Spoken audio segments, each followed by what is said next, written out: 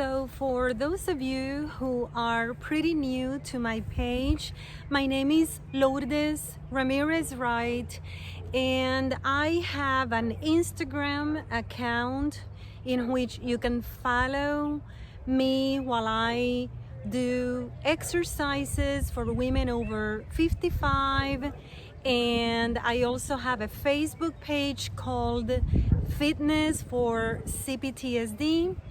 I also have books in Amazon, and I have this channel, YouTube.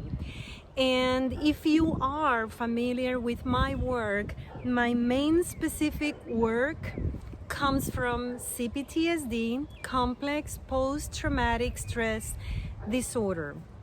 And the reason why it is such an important subject for me, and I am going to be singing the same song until the end of times, is because there's a huge problem with complex PTSD, which is unique to the condition, even to PTSD. When you have PTSD, chances are you came from war. You're a veteran, you're a hero, people are sympathetic, you get all kinds of helps, left to right, that's all good and fantastic. But the truth of the matter is that what happens with complex PTSD is that the origin, the talk of the origin is a taboo. And we need to change that.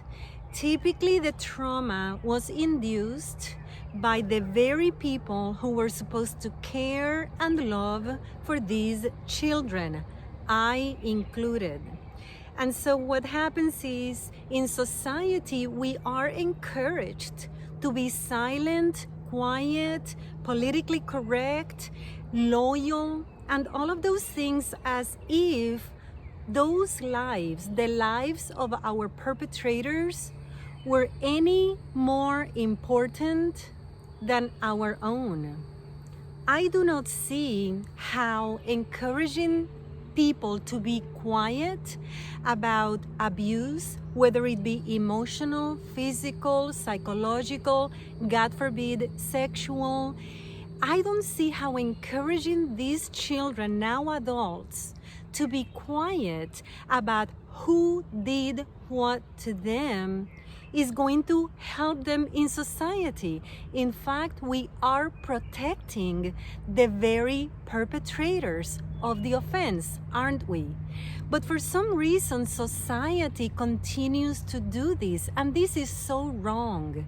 Because remember, the lives of the perpetrators are not more important than the lives of the victims, right? A life for a life. One is not more important than the other. Victims, sometimes they need to talk. They need to be honest. They need to be authentic. They need to speak about what really happened to them. They need to tell their story, right? So let's support these people who are wanting to speak out, who have the courage to speak out. Let's support them and not forget that one life is not more important than another life.